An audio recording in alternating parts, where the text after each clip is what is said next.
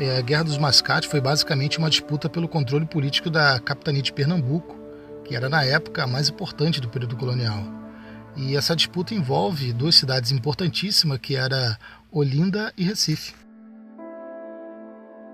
Olinda foi fundada em 12 de março de 1535 pelo primeiro donatário da capitania de Pernambuco, que era Duarte Coelho.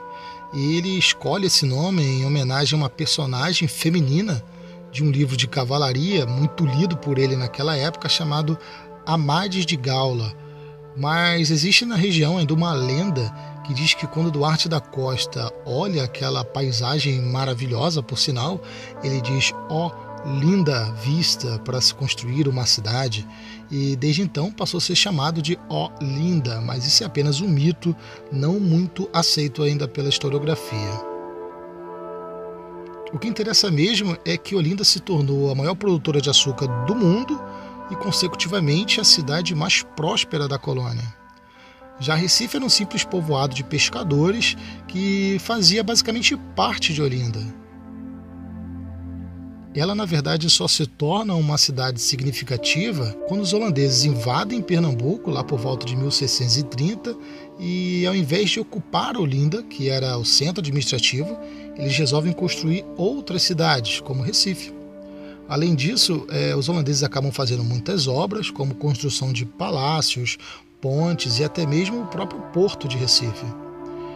Então Recife passa a ser um centro comercial bastante próspero, habitado por comerciantes portugueses que curiosamente recebiam o apelido de mascates. E esses comerciantes eles vendiam artigos de luxo como vinhos finos, sedas, veludos e outros produtos importados. E Olinda continuava abrigando basicamente os fazendeiros ricos de Pernambuco que controlavam a Câmara Municipal e exerciam uma forte influência nas decisões da capitania. Era como se fosse uma oligarquia rural de Pernambuco.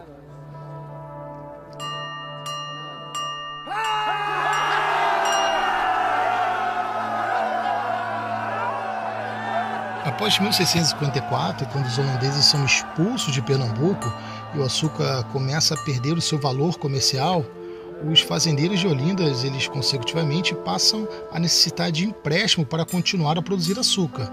E com a ausência dos holandeses, quem passou a fazer esses empréstimos eram os mascates, aqueles comerciantes portugueses de Recife. Com o tempo, esses mascates se transformaram na principal liderança econômica da capitania de Pernambuco. Até que, finalmente, em 1703, Recife passa a ter o direito de representação na Câmara de Olinda. Porém, aqueles fazendeiros de Olinda impedem que esse representante realmente tome posse, que ele exerça a sua função, né? Então, cientes dos seus poderes econômicos, os mascates eles começam a pleitear uma certa autonomia política de Recife. E, diante dessa situação, em 1709, o governador Sebastião de Castro e Caldas eleva a cidade de Recife à categoria de vila, instalando até um pelourinho, que era basicamente um símbolo de liberdade municipal, além de servir para castigar os escravos também, né? E em 1710, aqueles fazendeiros insatisfeitos de Olinda, liderado por um cara chamado Bernardo de Vieira de Melo, acaba atacando a cidade de Recife, destruindo o pelourinho e destituíram também o governador Sebastião de Castro e Caldas, que acabou fugindo para Salvador. É curioso que o rei Dom João V, em 1711, ele acaba ficando do lado dos mascates e enviando um novo governador, que dessa vez chamava-se Félix José de Mendonça Machado, e também envia um reforço militar para combater esses fazendeiros de Olinda, né, revoltosos. E no final, todos os envolvidos acabaram presos, inclusive Bernardo Vieira, que acabou levando a pior. Ele foi enviado para a prisão do Limoeiro, em Portugal, local em que ele acaba morrendo intoxicado por uma fogueira que ele se faz na própria cela para tentar se proteger do frio, né?